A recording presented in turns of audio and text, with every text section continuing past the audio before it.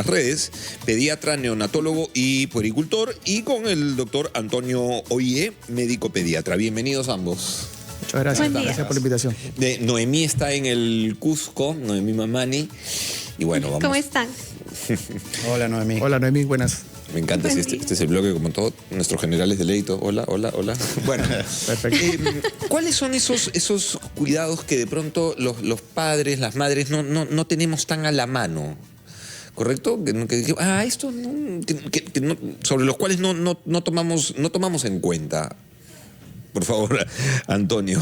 Bueno, obviamente primero teníamos que, aprovechando este espacio, que quiero aprovechar de dar un feliz día de la pediatría a todos nuestros colegas pediatras que con su trabajo, ¿no?, con amor, ciencia y vocación, tienen el cuidado de nuestros niños y adolescentes. Ante ellos un fuerte abrazo y hacia tu pregunta, va a depender mucho de las edades, creo yo, de los niños, ¿no? Correcto. Por ejemplo, sé que el doctor ve neonatólogo, y el niño pequeñito recién nacido tiene unos cuidados que se van diferenciando en el tiempo, ¿no? De repente en esos niños hay que darle un buen apoyo, consejo a los padres, cómo es el manejo del recién nacido. Claro. Ciertas pautas, ¿no? Del cuidado, del abrigo, la lactancia materna, el espacio en que deben estar. Entonces va a variar con el tiempo. O sea, claro, cada etapa tiene sus respectivos cuidados, digamos. Correcto. ¿No? Entonces, en la primera etapa, ¿cuáles serían esos puntos sobre los que hay? Porque a mí me ha ocurrido ver de pronto, inclusive mis hijos, ¿no? La verdad. Oye, ¿no te has dado cuenta que camina, no sé, de puntitas, por decirte? Y es algo que ya pasó hace rato, que viene ocurriendo hace rato, pero claro, no le pusimos el foco, o la clásica, bueno, así será, o nos ganó una u otra cosa, y finalmente, más adelante, cuando queremos abordar el tema, el problema, ya es más complicado, ¿correcto? Sí, particularmente en la atención que tengo con los niños, el pilar fundamental que tengo en la atención es la parte emocional. Okay. Soy neonatólogo, pero también soy pediatra, entonces veo hasta los 15, 16 años. Y alguien me dirá, ¿y cómo es lo emocional en un bebé? Le pregunto a la mamá, ¿cómo te sientes? ¿Cómo se siente la madre? Claro. ¿Cómo se siente el padre? Si están los abuelos, ¿cómo se sienten los abuelos? Porque la parte emocional de ellos va a repercutir también en los bebés. Y ya cuando el niño es un poco más grande y tiene la capacidad de comunicarse de manera verbal o no verbal, también, saber cómo se encuentran. Un niño que tiene una enfermedad crónica o aguda, se va a afectar la parte emocional. Entonces su respuesta no va a decir, estoy bien, si está enfermo. Entonces yo empiezo siempre por esa parte. Y después ya vemos la parte nutricional, el crecimiento, el desarrollo, el estado de salud, etc. Qué importante eso, porque, no, la verdad, claro, todo parte de quienes acompañan al bebé. Claro. Así de simple. O sea, a veces se preocupan mucho. Yo siempre he preguntado algo, y a ambos doctores les hago la consulta, porque es difícil lidiar, no sé, ustedes han hecho una evaluación con madres primerizas o padres primerizos y que con padres que ya tienen hijos, es decir, experiencia.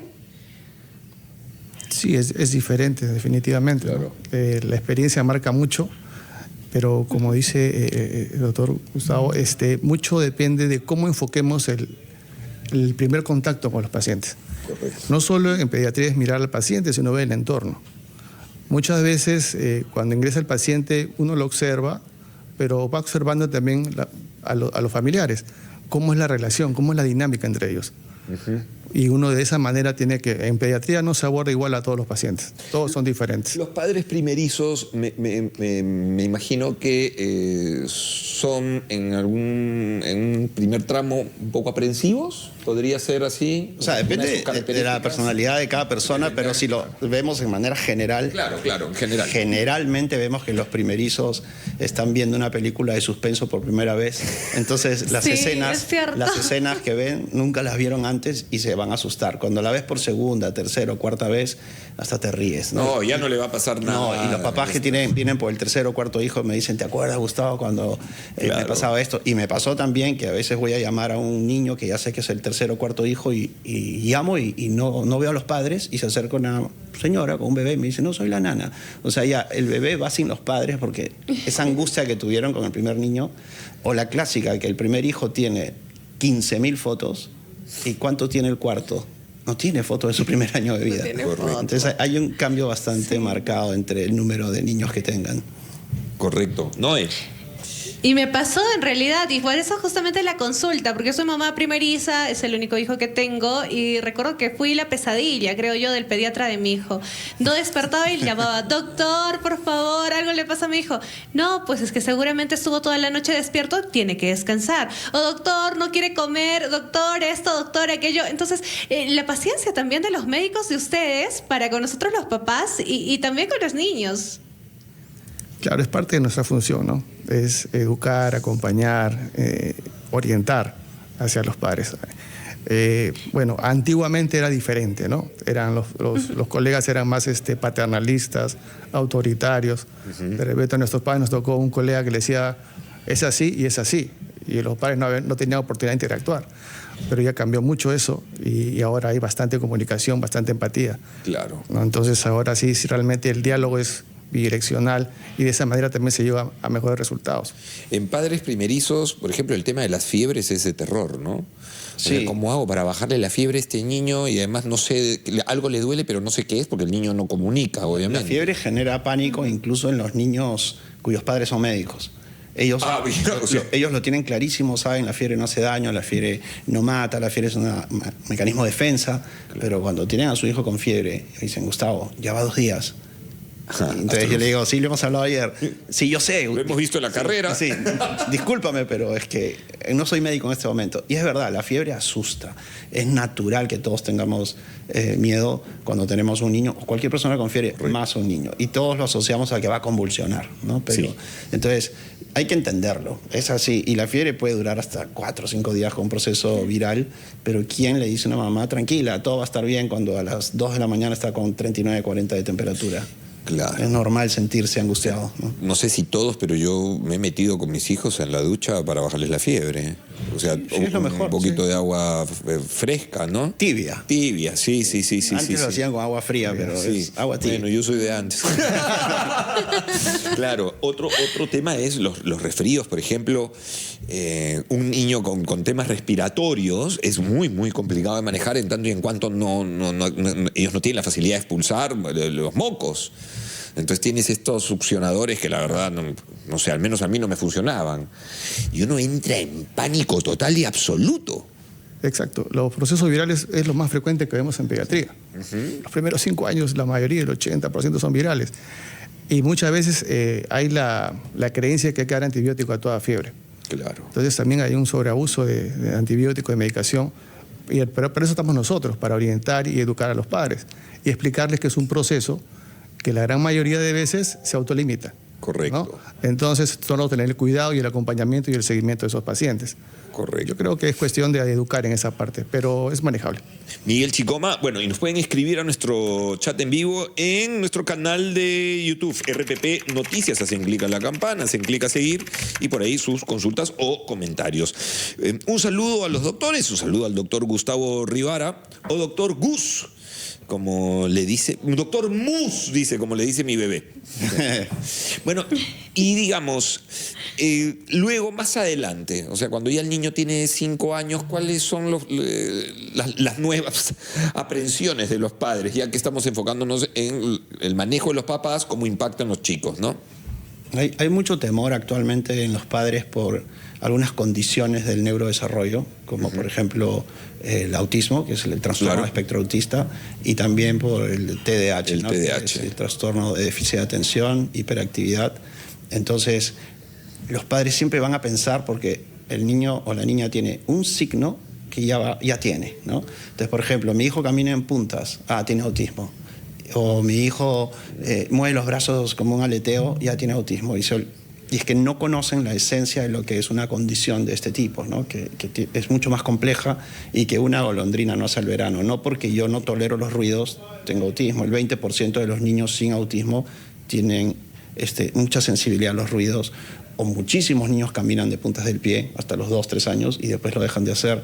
Entonces, deben estar tranquilos, siempre consultar y confiar en su pediatra o en el neuropediatra, porque la mayoría de veces seguramente no van a tener la condición. Claro.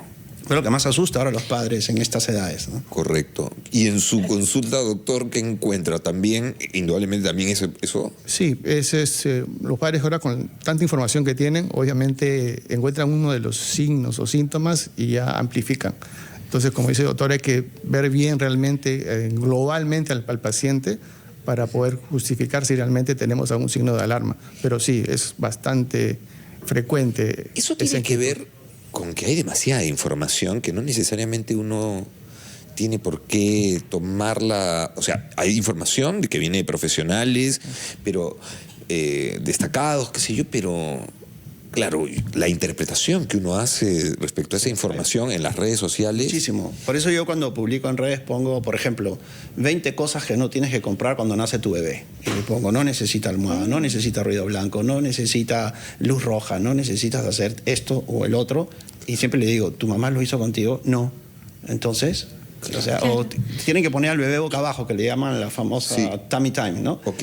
A nosotros no nos pusieron así, y a nuestra generación hay atletas olímpicos, medallistas, genios y todo, y no porque no lo hicimos. Doctor, y de pronto nos faltan esas pautas exactas para que nosotros podamos saber qué hacer con nuestros hijos y qué no. ¿Qué les parece si después de la pausa nos cuentan esas pautas para que todos los papás sepamos cómo tener a nuestros hijos, qué estamos haciendo bien y qué estamos haciendo mal? Estamos con el doctor Gustavo Rivara, doctor Gus, el doctor Antonio Oie en el Día de la Medicina de la Pediatría Perú. Doctores Antonio Oie, médico pediatra, y el doctor Gustavo Rivara, doctor Gus, pediatra, neonatólogo y puericultor, quien además tiene este cuento. Vamos al pediatra, Gustavo Rivara Dávila. Está muy lindo el cuento para Le enseña a los niños a ir al doctor. Le enseña a los niños a ir al doctor. Les muestro la portada para que lo busquen. Para que sepan lo a que va a pasar. Vincularse con el doctor. Es importante cuando llevamos a nuestros hijos a sus primeras consultas, bueno, predecirles un poco el escenario, ¿correcto? Y vamos a ir al doctor, si no se la ponemos difícil a ustedes. Claro, y digo, ¿y este señor quién es que me abre, me quita, me pone, cuando me saca? Se porte mal, no decirle, el doctor te va a poner una inyección. Uy, no, ¿cómo les hacen eso? Cuco, ¿no? Entraron, claro, llegaron. Me voy al malo del cuento. Claro. Me voy al malo del cuento. Bueno, Noemí, tú pedías unas recomendaciones.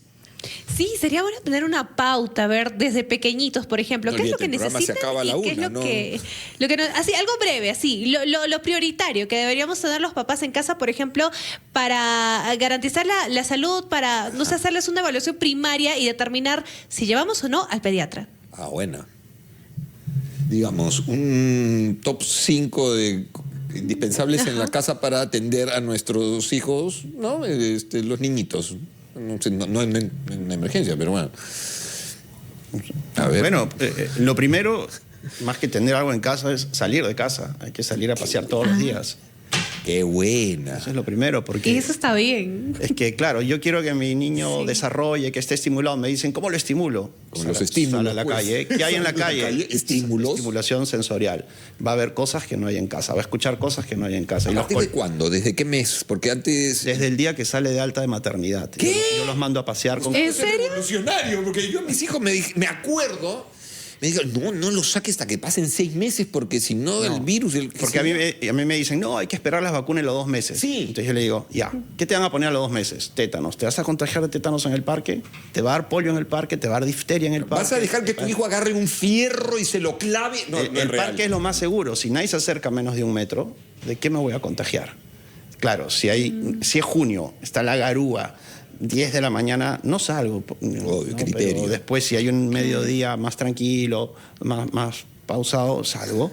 Y es lo mejor que le puedo hacer, no solamente al bebé, sino a la mamá, para que no le dé presión posparto.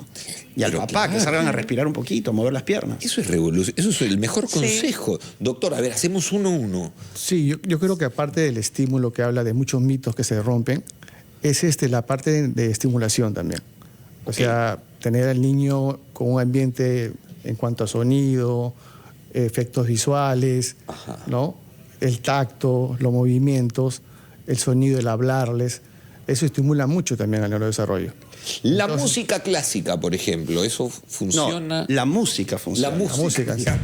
Dios mío, he fracasado como padre. O sea, estoy fracasando. Lo mismo que le pones Mozart, le pones reggaetón, le pones música criolla, le pones un lindo guayno, lo que quieras, pero la música. Y es la interacción entre los padres y el niño, la sonrisa, disfrutar y sentir la música lo que los va a ayudar. Otro consejo que yo le doy a los padres siempre es tírense al suelo.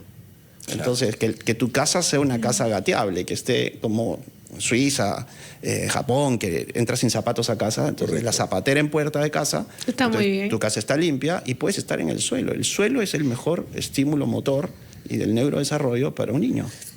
Aquí tengo una pregunta para ambos doctores. Y dice, a ver, mi hija, esa es una niña de 6 años. Dice, se come las uñas. ¿Qué puede hacer? Yo recuerdo que en el colegio nos ponían rocoto. Perdón, pero sí nos ponían para que no nos comamos las uñas.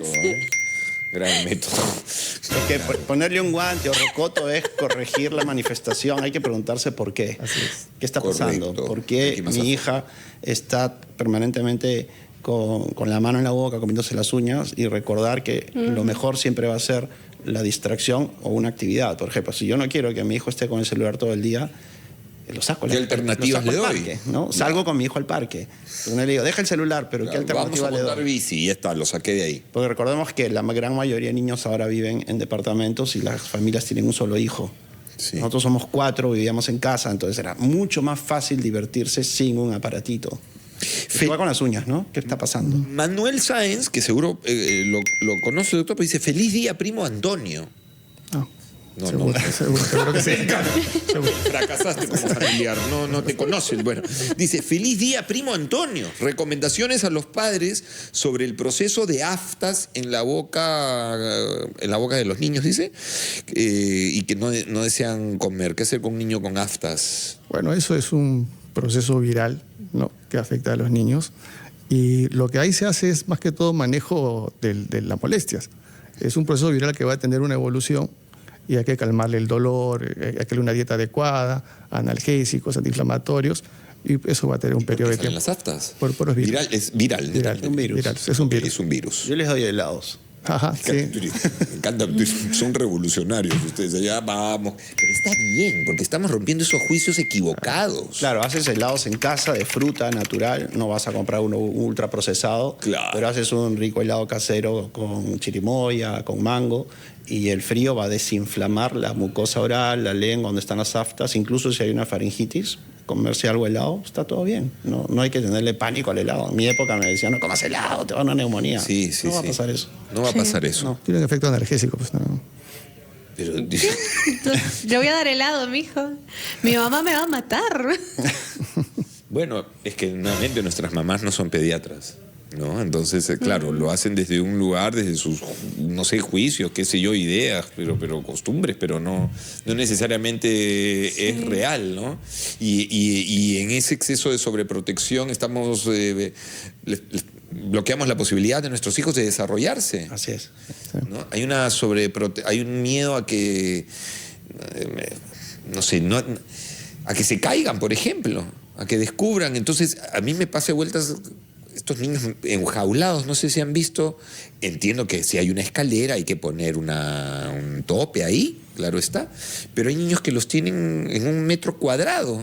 Pero la mayor sobreprotección a los niños no va tanto porque por el espacio. El niño pequeño yo le pongo baranda, sino la sobreprotección va por el lado de que los padres son totalmente complacientes, dicen sí a todo. Entonces, tienen miedo de decirle no porque le voy a hacer daño. Entonces, todo sí, hijito, no quiero que te frustres, no quiero que te aburras. Entonces, tengo que buscar un plan para mi hijo porque es viernes por la tarde, porque es sábado, porque es domingo. Cuando el aburrimiento es la mejor estrategia para que se desarrolle la creatividad, para que los niños busquen alternativas de juego. Entonces, estoy yo como padre no queriendo que mi hijo se frustre y la vida no lo va a tratar así. No es real. Tiene que estar entrenado para el mundo, ¿no? Exactamente, hay un empoderamiento últimamente de los niños que sí, dominan las situaciones, ¿no? Entonces nos toca como padres o como pediatras ayudarlos a educar, a orientar. Totalmente, de acuerdo. Bueno, muchísimas gracias a ambos. Le hemos roto el corazón aquí al oyente que dijo saludo a mi primo. Pero bueno. Saludos, primo. Saludos, primo. Búscalo ahí en el árbol genealógico, debe estar por ahí. Y bueno, y feliz día. Hoy es el día del pediatra, el día de la pediatría peruana. Muchísimas gracias por estar aquí. Gracias. Vamos al pediatra, es un lindo libro. un cuento para que se lo leas a tus hijos, lo descubran juntos y obviamente comiences desde niño a tener una linda relación con el médico. Que no es el enemigo, no amenacen a sus hijos, por favor. Si te portas mal, voy a llevarte al médico para que te ponga la inyección. No se la hagan difícil, ¿sí? No. Muy amable.